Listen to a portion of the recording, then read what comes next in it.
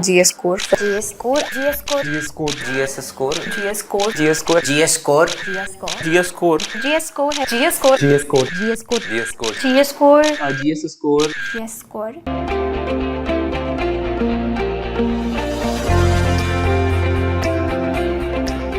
Hello everyone, my name is Shobhika Pathak and this year I have secured AIR 37 in the Civil Services examination. A brief background about me, I have completed my BTech from NIT Warangal, post which I worked briefly with the corporate sector. I was placed right out of campus. After that, I decided to appear for civil services, and I'm presently in the Indian Revenue Service Income Tax. And I'll briefly talk about my overall strategy in the basic process flow itself. So we'll start with the prelims, then move on to mains, and then little bit about interview also I'll touch upon it.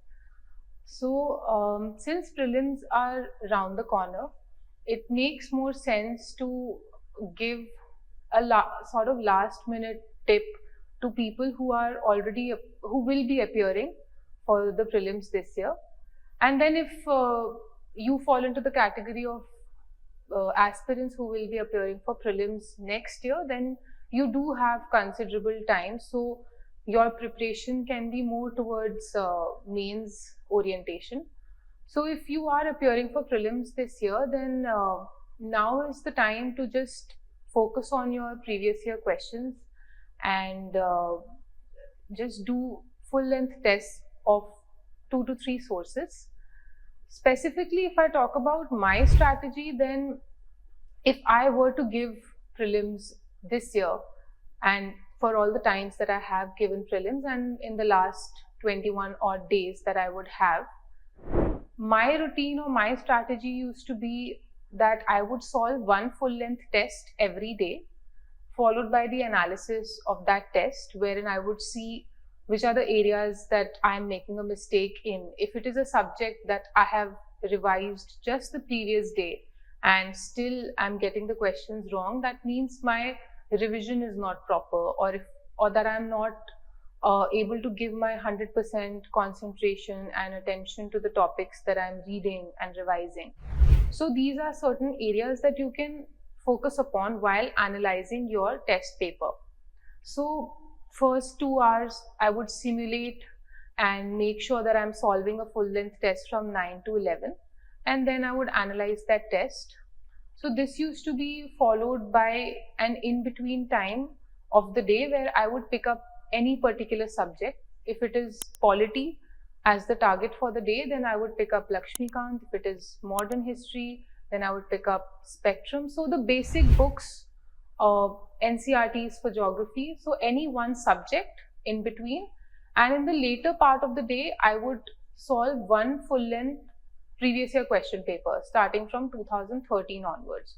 So this used to be my strategy for the last leg just before prelims, and as one would do this, they would realize that over a period of time you are feeling a lot more confident about your exam and you feel more at ease because you're constantly revising, you're in touch with previous year question papers, and you're also solving simulated papers which will give you some sort of confidence. So this used to be my basic strategy for prelims.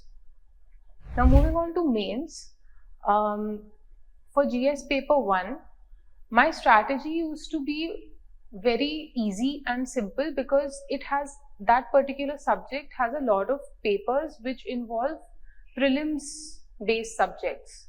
So if you have done your prelims properly, if you have covered your foundation books properly, then that would automatically translate into an easier preparation for mains.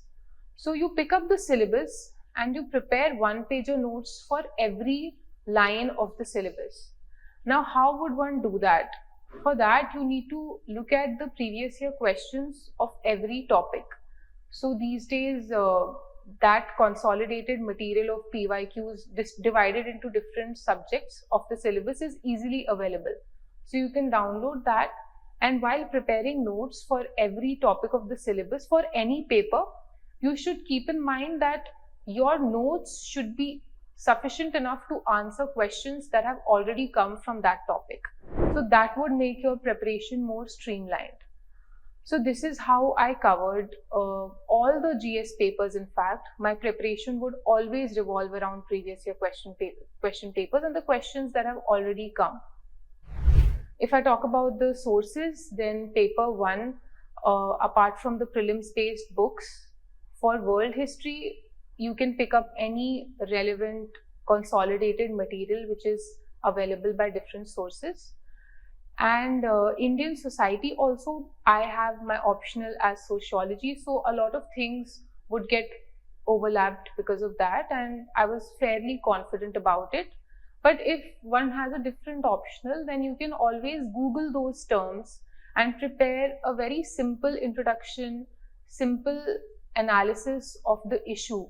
Let's say you're talking about Indian family, then what are the dimensions that one should look at?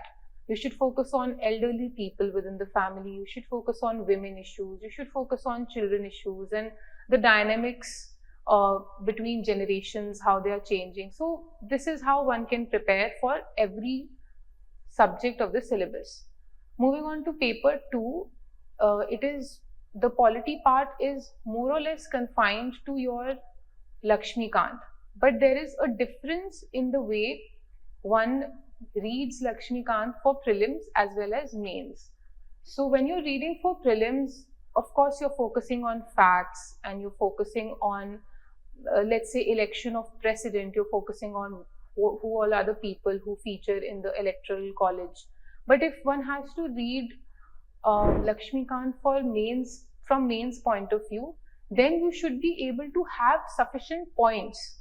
And how you're going to have enough points is to read every topic 2 to 3 times and then make notes. That those notes can be just 2 to 3 keywords, so that one day before your mains exam, or maybe in the gap between paper 1 and paper 2, you should just be able to flip through your notes and then quickly revise. What are the pointers that one should have in mind for constitutional emergency or financial emergency? So this is how one has to prepare for mains. For international relations, again, it's very, very current oriented. So you should be very well aware of the current affairs for that particular year. And there is no book as such that you can refer to. Previous year question papers for polity and governance part become very important, not so much for international relations, but if you look at the question bank for polity and governance, we do see a pattern of a certain kind of questions or topics being very important and relevant from exam point of view. So that will also streamline your preparation. Paper 3 again is very, very, very current driven. So no particular source as such, but if you follow your current affairs and you pick up each word of the syllabus, each line of the syllabus, and again have 1-pager notes, you can just Google that topic, write UPSC at the end of it, and you will get enough content and enough material. Now you should read that material and see what are the things relevant from exam point of view, and that exercise can be done if you see the previous year question papers. So any particular subject that you read, just take out the syllabus on one side and Google and the previous year question papers on one side, and from the two of them you should be able to come up with a very precise material which you will be revising for that particular subject throughout the year, as well as one day before the exam. Paper 4 is something that is very personal, and of course there is no particular textbook that one can refer to for ethics. But what you can do differently in that paper is to practice a lot of case studies. You should have, if you don't have any particular source from where you can practice those papers, then just pick up the previous year question papers from 2013 onwards, and you will realize that all possible kinds of case study scenarios have been covered. So if you are able to write answers to all the questions from 2013 onwards, specifically with regard to case studies, that means your preparation is more or less sound. For section A, you should focus on adding a lot of dimensions for for those questions. So every question of section A should not seem like an introduction, body and conclusion. The body, yes, introduction and conclusion has to be there, but the body should be slightly different. So maybe in some question you can talk about, you can analyze that question from personal setting, professional setting. In some questions you can go for impact on self, impact on community living, impact on nation, impact globally. So these are the different dimensions that one can go for, which will make your answer look more holistic.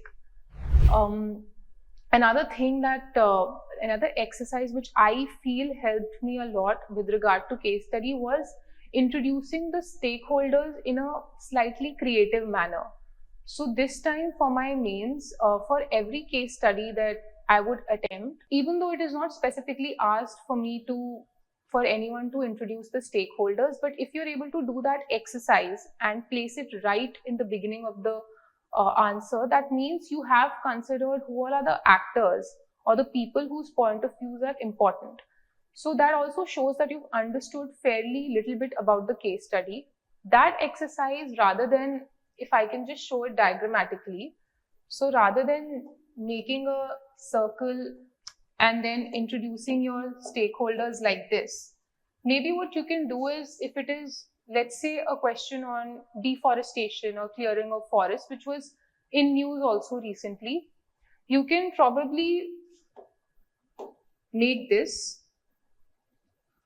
and show the roots, and here you can show different stakeholders, and in the roots you should show a stakeholder, people, or bracket society at large, because this is the foundation. So this is how you can, I'm just giving a very simplistic example, but for different questions, if it is a case study which is every year, almost every year, a question is asked on women issues, specifically with regard to women in workforce. So maybe you can show that as, just make a rough sketch, and here maybe you can show your stakeholders. So this is just a creative exercise which I did, and sort of added a personal touch, because otherwise case studies, very mechanical way of approaching it.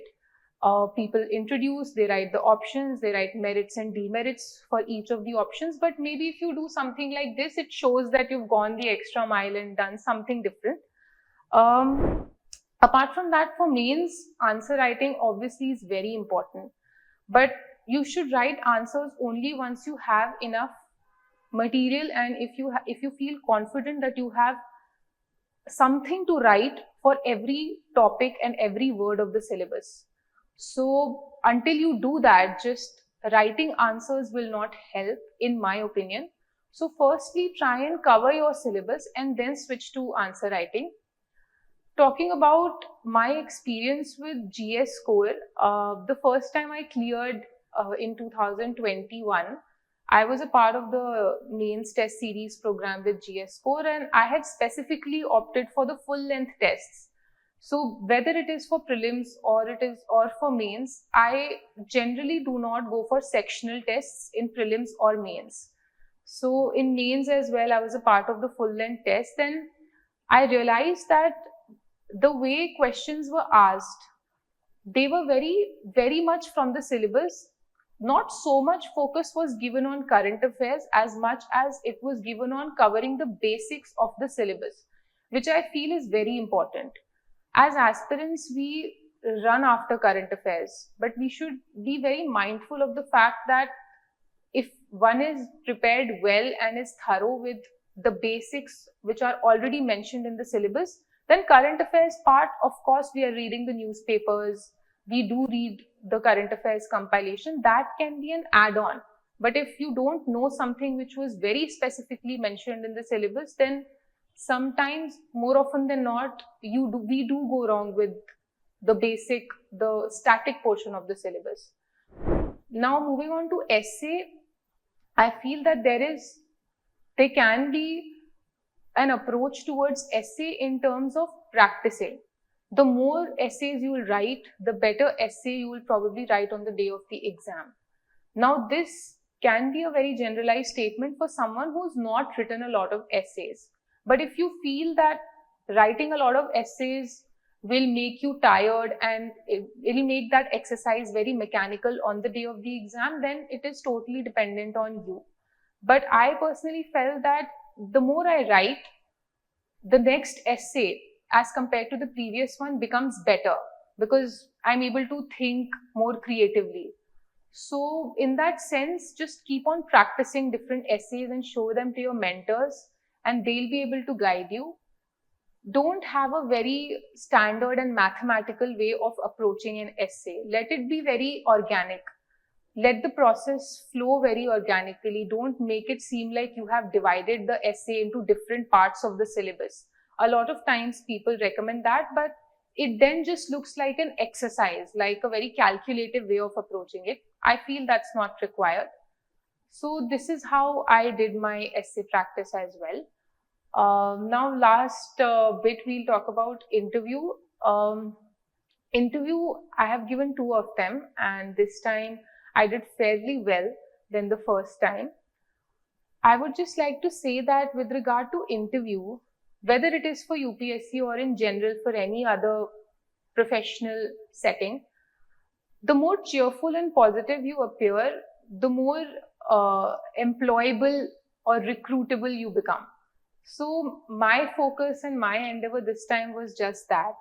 I wanted to seem like someone who is open to learning, who is smiling and being cheerful and positive, even if the questions are not very comfortable.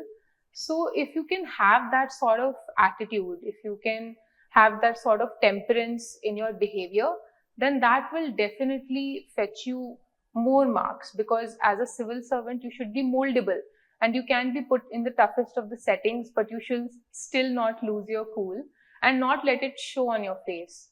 So these are just a few tips if I can give for interview. And I would like to thank GS Score for inviting me here and giving me the opportunity to give my 2 tips of whatever I have learned over the years. And I still remember my answer copies are very much, they have been corrected by the team here at GS Score, and a lot of times people send me snapshots of my answers. So I have always received very good and positive feedback from the team at GS Score. Even if I was not able to finish the paper, the feedback would always be positive, that you can do this, just try and time your paper and give enough time to every question. So it is important to have a team which will not make you doubt yourself. So that for that I'm very, very grateful and thank you very much. I wish everyone all the best, and I hope everyone does well in all the stages of the exam. Thank you so much.